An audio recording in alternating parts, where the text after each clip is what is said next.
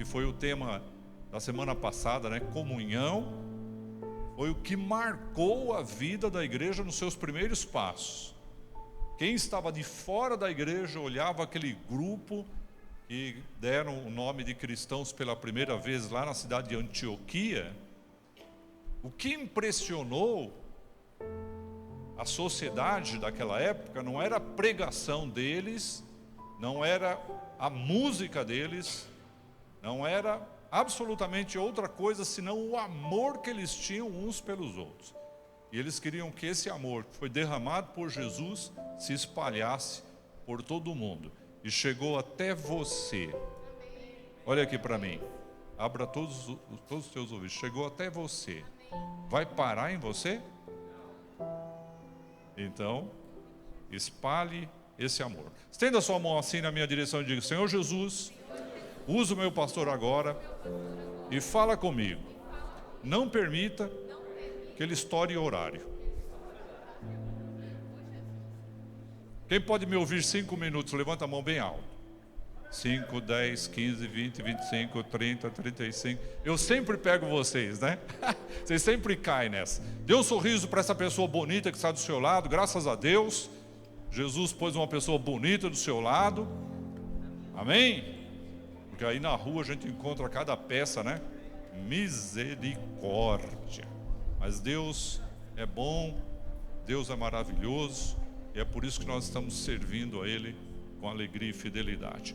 Quem contou para você que o propósito da vida é ter sucesso, é conquistar, é ter muitas coisas, muitos bens, muito dinheiro no banco? Aliás, deixa eu abrir um parênteses aqui, para o pessoal entender bem o testemunho do Tiago. Quando ele falou aqui, ele fez o Pix, mandou para o pastor, não foi para mim, ele mandou o Pix. Ele mandou o comprovante só, para eu saber que tinha entrado. Ele mandou o Pix para a igreja, viu, gente? Para a igreja. Então, poucas igrejas aqui da nossa cidade, eu posso falar isso como presidente do Conselho de Pastores, poucas igrejas disponibilizam o seu relatório financeiro para a membresia. E a Nova Dimensão faz isso. Para você saber para onde vai sua oferta, o seu dízimo, tá bem? Nós disponibilizamos aqui. Eu sempre comunico, segunda semana de cada mês, a gente deixa o relatório aberto para qualquer membro olhar. Isso se chama transparência e é muito bom. Mas isso não impede de a gente ter, né, as dificuldades que são consequência da economia da nação. Isso afeta todas as áreas da vida e afeta a nossa família também, afeta a igreja também. Porém, o nosso provedor chama-se Jesus. Ele é o Jeová Jiré que cuida de nós. Amém? Ele usa as nossas vidas para nos abençoar. Então, essa questão do sucesso, de conquistas, não é o propósito da vida. O propósito da vida, segundo a palavra de Deus, é nos transformar de tal maneira que através do poder de Jesus na nossa vida e do seu evangelho, a gente passe a parecer com ele. E aí eu vou contar a história. Eu cheguei no consultório desse médico e por conta de uma amizade longa, eu me identifiquei muito com ele porque ele é corintiano. Mas ele não é só um corintiano, ele não é um corintiano relaxado como eu, que nem assiste os jogos. Ele é um corintiano que faz parte do conselho lá, da diretoria do Corinthians. Então ele sabe tudo o que acontece lá dentro. E quando eu vou me consultar com ele, eu aproveito para perguntar alguma coisa, porque eu sou corintiano também. Mas não roxo, né? Eu sou muito mais crente do que corintiano, graças a Deus. Então ele começa a contar as histórias do Corinthians. Às vezes a gente passa lá muito tempo, dá até dó do paciente seguinte, fica lá esperando. Porque quando me chamam e eu vou lá num corredor para entrar na sala dele, ele de lá grita assim: cadê o tapete vermelho para o Levi? Olha só, hein? Não é qualquer médico que fala isso para o paciente, né? Mas então a gente tem identidade e ele manda trazer um cafezinho. E nesse dia eu não me recordo por que razão ele começou a falar do filho dele, que também faz parte lá da diretoria, do Conselho do Corinthians. Eles estão todo fim de semana lá e vão assistir os jogos. Até quando o Corinthians foi campeão mundial, ele foi para o Japão para assistir o jogo lá. É uma coisa maluca mesmo. E ele falando desse filho, ele disse que o filho chegou para ele e falou assim: pai, eu recebi uma ligação aí de uma menina que eu namorei aí um tempo atrás, e ela disse que teve um filho e é meu. Ele falou: então você vai ter que verificar isso aí. Você vai ter que ir atrás disso, para assumir essa paternidade. Então, quando esse filho nascer, pede para ela te avisar que eu vou com você lá. E nasceu o filho, ele contando essa história para mim. E ele foi com o filho dele lá. E disse que quando entraram na casa, a moça estava lá sentada no sofá, com o bebê no colo. Presta atenção, bebê no colo. Aí ele se aproximou, olhou para o bebê, o filho dele também olhou para o bebê. Aí ele chamou o filho dele do lado e falou assim: pode assumir, é a tua cara, meu filho. Quando eu lembrei dessa história, teve uma relação muito íntima com o assunto de hoje. O que vai dar direito você entrar no céu? Vai chegar, vamos admitir que tem uma porta lá no céu, uma porta de entrada, e vai estar lá um anjo para receber os salvos. E quando ele olhar na tua cara, ele vai dizer assim: pode entrar, você tem a cara de Jesus.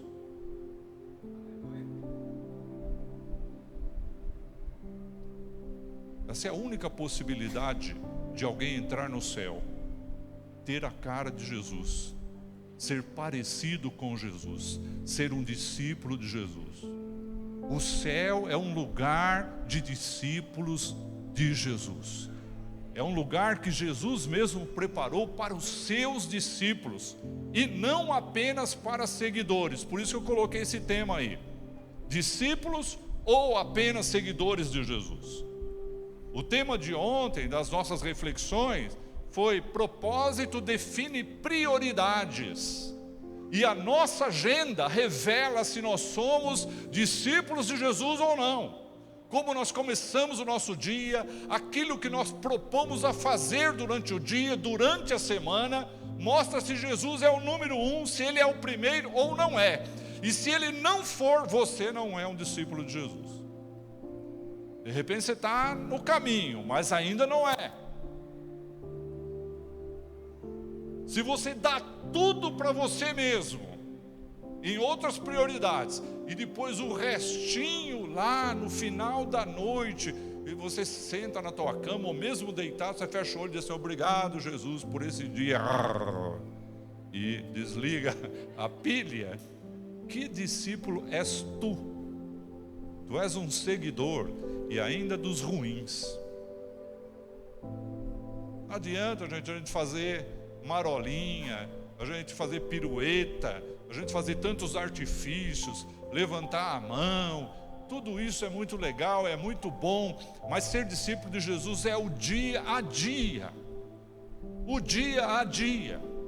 Esses dois textos mostram claramente que o propósito de Deus é nos transformar. Jesus veio, morreu no nosso lugar, não apenas para nos salvar, mas também para nos transformar à imagem do seu Filho.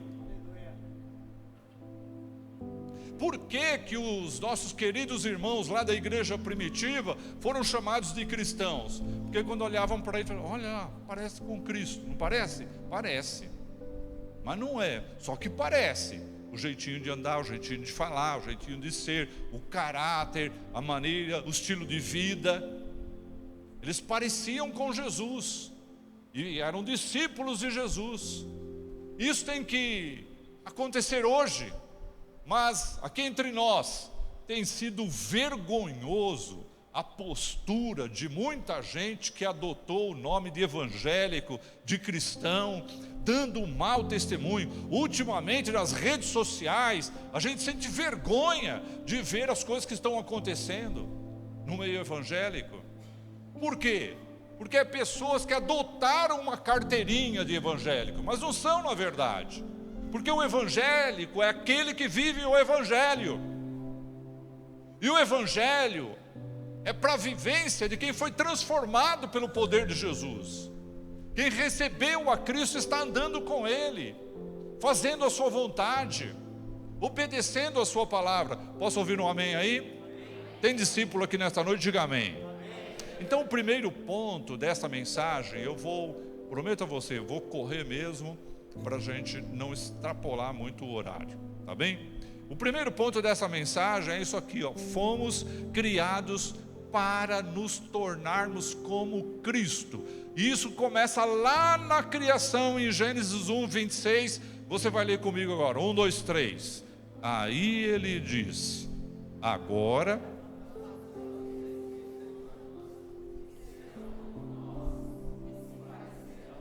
ninguém comeu choripã aqui. Tá todo mundo precisando jantar. Vamos repetir essa parada aí? Vamos lá. 1, 2, 3. Aí ele disse: agora vamos fazer os seres humanos que serão como nós, que se parecerão conosco. Quem é que disse isso? Quem disse? O próprio Deus. E com quem que ele estava falando? Com quem que ele estava falando? A Trindade divina. O Pai, o Filho e o Espírito Santo são um, estavam trabalhando juntos na criação de todas as coisas. Aí Deus Pai disse para Deus Filho e Deus Espírito: agora chegou a hora de a gente fazer os seres humanos. E outra tradução, fazer o homem, genérico, ser humano, que serão como nós, que vão se parecer conosco. Deus fez ou não fez? Fez Adão. Adão era conforme a imagem e semelhança do próprio Deus, não física, porque Deus é espírito.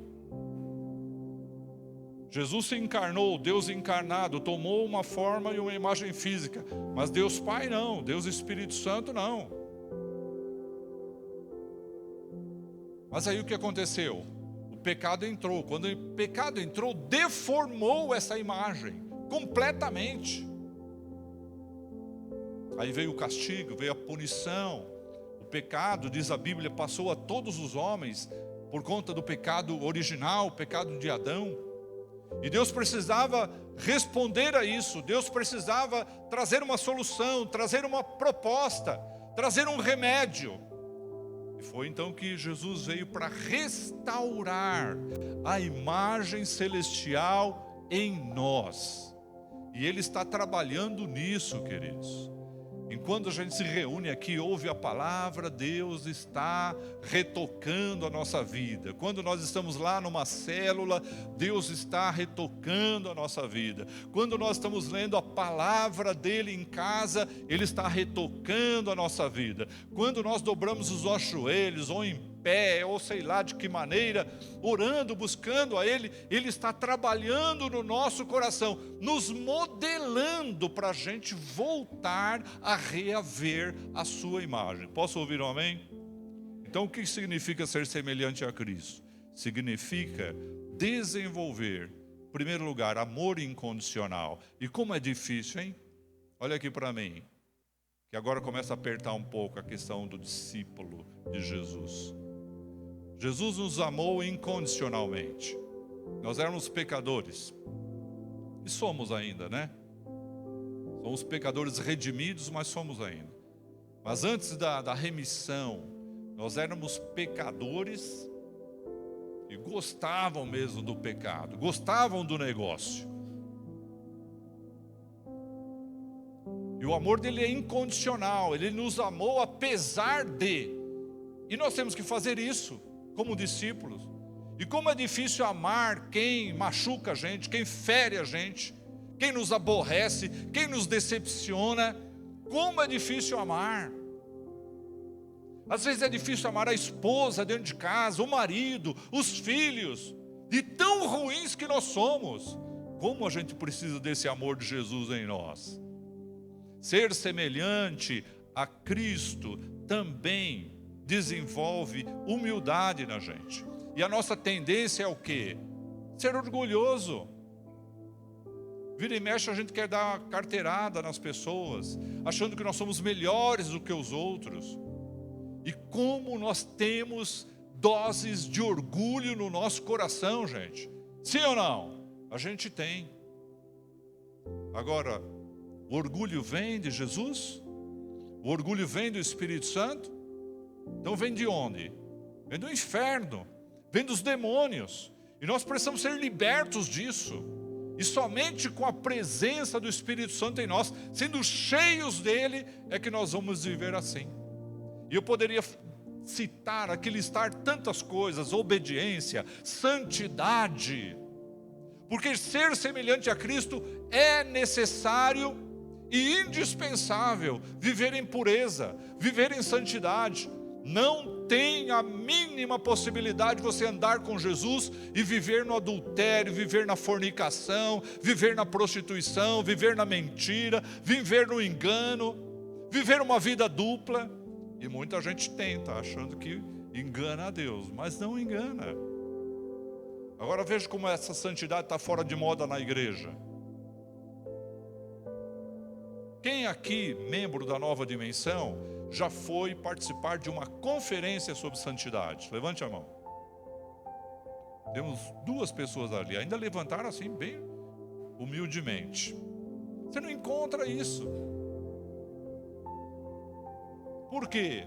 Porque não dá quórum, não dá lucro, não dá presença, não dá resultado financeiro. Então são coisas raras que estão acontecendo, voltadas para essa área. Mas o que a Bíblia diz? Sem santificação ninguém verá o Senhor. Assim como é santo aquele que chamou vocês, sejam vocês também santos em toda a sua maneira de viver. Então ser discípulo de Jesus significa desenvolver essas coisas e muitas outras. Segunda coisa importante que vai marcar a vida de um discípulo em contrapartida à vida de um seguidor. É essa daqui. Deus usa todas as circunstâncias para formar o caráter de Cristo em nós. Leia comigo esse texto. 1, 2, 3. Pois sabemos que todas as coisas trabalham juntas para o bem daqueles que amam a Deus, daqueles a quem Ele chamou, de acordo com o seu plano. Deus usa muitas ferramentas que às vezes são dolorosas para nos modelar, para nos quebrantar, para remover aquele orgulho que eu falei, para remover algum pecado oculto que nós estamos insistindo nele, que eu muitas vezes aqui chamo de pecados de estimação. Então Deus manda uma turbulência, Deus manda uma tribulação, Deus permite certas coisas, Deus manda problemas. Opa, pastor, fala um pouquinho mais sobre isso. Deus manda problemas. Quer ver um exemplo? Qual era o problema de Israel lá no Egito? A escravidão e a opressão. Eram esses 2 problemas. Eles eram escravos e oprimidos por Faraó, certo? Deus tirou eles de lá para eles caminharem pelo deserto até Canaã. Foi uma caminhada de quantos anos? 40 anos. Teve só esses 2 problemas, não tinha mais escravidão, não tinha mais opressão, mas não teve problema nenhum, gente? Meu Deus do céu, começou a murmuração, contenda, divisão, rebeldia, falta de amor, falta de entendimento. Foi uma bagunça tão grande que a Bíblia fala que Moisés abria a porta da sua tenda de manhã e tinha uma fila quilométrica de israelitas trazendo os problemas para ele, todo dia. Precisou o sogro dele chegar e falar assim: você vai pifar, você vai morrer. Você precisa distribuir aí os grupos de homens capazes, cheios do Espírito Santo, para atender esse povo, porque os problemas se multiplicaram. Então Deus permite os problemas para quê? Para nos ensinar sobre confiança. E apesar de todos esses problemas, Deus deu a capacidade para Moisés chegar lá na porta da terra de Canaã. Não entrou, mas chegou lá na porta. Passou o bastão para Josué e disse: agora é a tua vez, Josué, entra com o povo. Problemas. O que mais Deus usa? Deus usa as tentações. Olha aqui para mim, abra todos os teus ouvidos. Deus não tenta ninguém. O apóstolo Tiago fala sobre isso. Deus não tenta ninguém, não pode ser tentado também, mas Ele permite as tentações. Você lembra de José do Egito? Foi vendido pelos próprios irmãos, rejeitado, tal, e foi parar lá na casa de Potifar, que o comprou, que era um cara importante lá para Faraó. E aí ele alcança um posto de confiança ali, começa a cuidar da casa, tudo começa a prosperar, ficar bacana. Aí certamente ele recebeu uma casa para morar, roupa bacana, comida bacana, e Potifar foi entregando tudo nas mãos dele. Aí o que aconteceu? Daqui a pouco a mulher de Potifar, ó, bota o olhão em cima dele e fala: que cara lindo, que pão. E ficou em cima dele, ó, dia e noite, ele só saindo pela tangente, porque era temente a Deus. Então Deus permite as tentações para quê? Para nos ensinar sobre obediência. E um dia ela literalmente pulou em cima dele, para seduzi-lo. E ele largou a sua capa e correu fora. Custou caro para ele aquilo. Só que foi um teste de Deus, de obediência, para depois elevá-lo ao cargo de governador de toda a terra do Egito. Você pode dizer amém? Está sendo tentado, meu irmão? Fica firme na obediência. Deus usa sofrimentos para nos ensinar sobre perseverança, como fez com Jó. Nada da nossa vida é desperdiçado, gente. Tudo que está acontecendo ao nosso redor, na nossa vida, tem a permissão de Deus para nós sermos modelados, para nós sermos transformados. Olha aqui para mim. O importante é a sua reação. Você pode reagir ao sofrimento, à dor, à tentação, à provação, com amargura, com revolta, com rebeldia, com murmuração. Ou então você pode reagir assim: Deus tem um propósito nisso. Está doendo, mas Deus tem um propósito nisso. Você pode reagir assim: vai passar. Está difícil, mas vai passar. Porque a própria Bíblia diz assim: tende motivo de grande alegria quando vocês passarem por diversas provações. É para passar, irmão. Agora, quanto tempo vai demorar? Não sei. Cada um tem a sua. Você está passando uma? Você está passando uma luta agora? Quem está, levanta a mão aí. Então feche seus olhos agora e curva a sua cabeça. Eu quero que você ore por isso. Diga assim: Jesus, eu vou passar por essa luta e ser vitorioso no teu nome. Eu vou perseverar na tua presença, e quando eu sair dela, eu estarei mais parecido com Jesus. Amém. Fala para a pessoa que está ao seu lado: você já está melhorando. Olha aí. Bênção pura sem mistura, hein? Deus está transformando você. Terceiro lugar, estamos caminhando para o final, hein?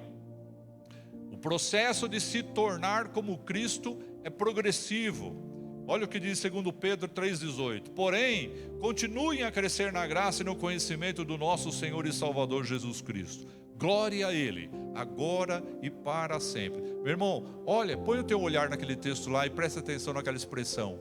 Porém, continuem. Diga assim: continuem. Olha aqui para mim, não pode parar. Tem que continuar. Continuar fazendo o quê? A crescer. A gente só cresce se buscar o crescimento, se esforçar para isso. Ninguém cresce ficando estagnado, parado. Daí a razão porque Deus quer que a gente se envolva no ministério, na obra de Deus, que nós coloquemos os nossos dons, habilidades, talentos à disposição do Senhor, porque a gente vai crescendo. O pastor Sérgio aqui fez um resumo inteligente da nossa semana. Cada dia é um degrau de crescimento, é ou não é? Se a gente se dispor.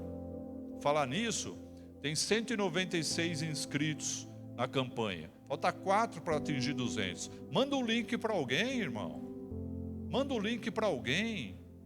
Envolve mais alguém nessa campanha, porque ela está abençoando muitas vidas aqui em nome de Jesus. Agora olha só, ninguém se torna semelhante a Cristo da noite para o dia, instantaneamente. É um processo. É progressivo. Cada dia precisa melhorar. Cada dia um passo precisa ser dado. E esse processo envolve as decisões diárias. O que você decide na sua agenda diária? Envolve renúncia. Às vezes você precisa renunciar uma diversão pessoal, um momento de conforto pessoal para fazer a vontade de Deus. Deixar um pouquinho as telas das redes sociais, da TV, para orar mais, para ler a palavra, para ler um bom livro, para você crescer. O que mais que envolve?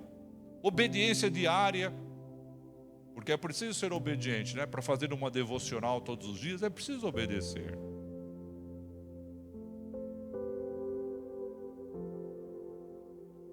Vocês já pensaram, né? Tem pessoas aqui que estão na nova dimensão desde o início. Quantas pregações, quantos ensinamentos, quantos seminários, quantas escolas de líderes, quanto treinamento poderoso essas pessoas passaram. E se não houvesse a prática? Não teria tido resultado nenhum. Então nós precisamos ouvir, nós precisamos praticar e precisamos ensinar. Então tudo começa a aprender, repita, aprender, praticar e ensinar. Se todo crente fizer isso, a igreja lota rapidinho. Você aprende, pratica e compartilha. Ensina outro. O evangelho é assim, você recebeu a palavra de Deus, aprendeu a ser um crente, então pratique isso e ensine outro. Isso é discipulado. Posso ouvir um amém aí?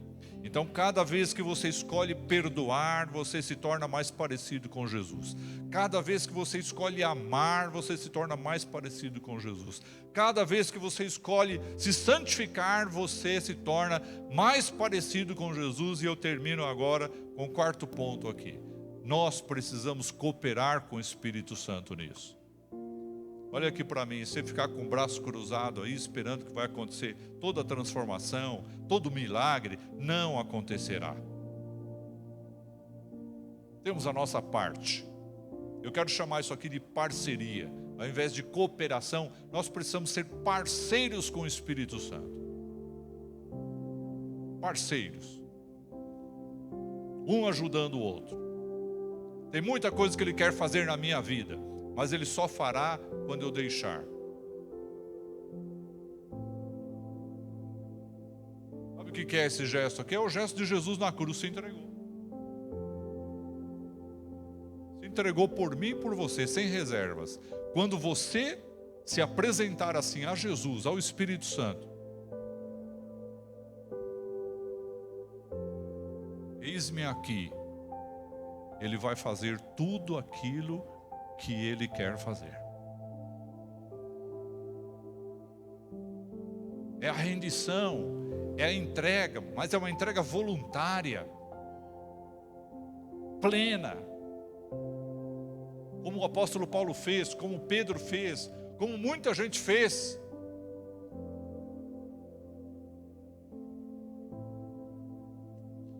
Homens como eu e você ajoelharam numa nação e clamaram assim: Senhor, ou o Senhor me dá essa nação para Cristo, ou eu vou morrer.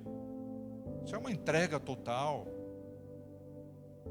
Homens sozinhos entraram selva dentro para anunciar o evangelho a tribos indígenas.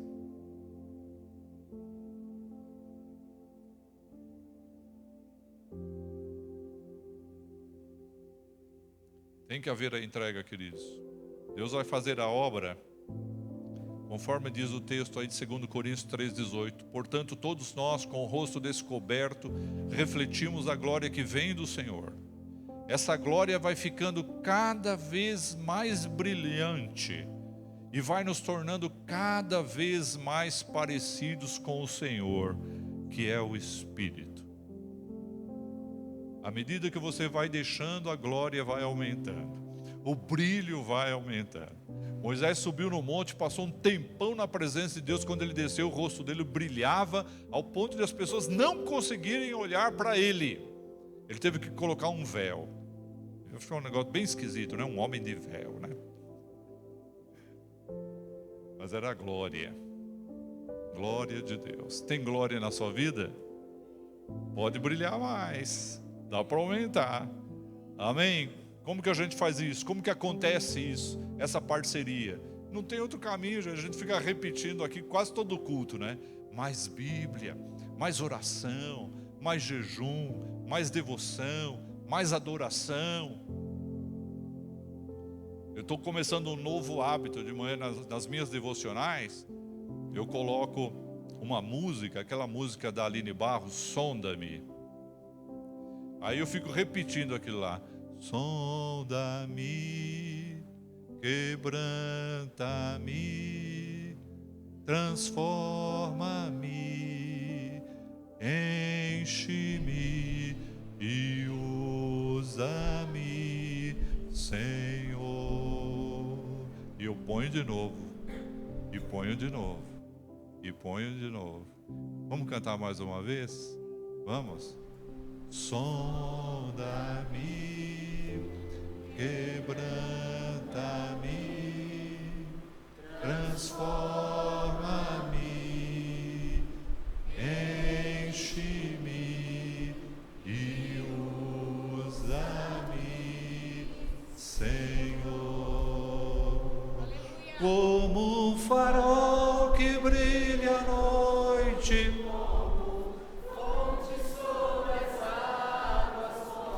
brigo no deserto como flecha que acerta o alvo.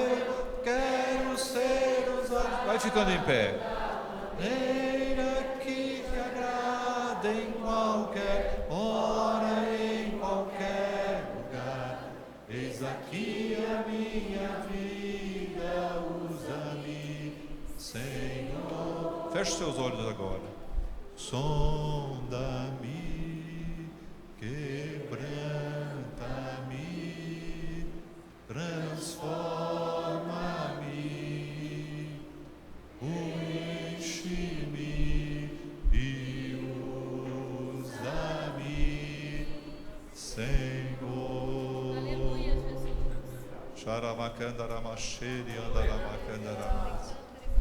Você fez essa oração de verdade? Essa transformação aqui é o Espírito Santo que opera, mas ele só opera se você deixar, meu irmão, minha irmã. Ele só opera se você deixar, se você render, se você orar de verdade. Sonda-me.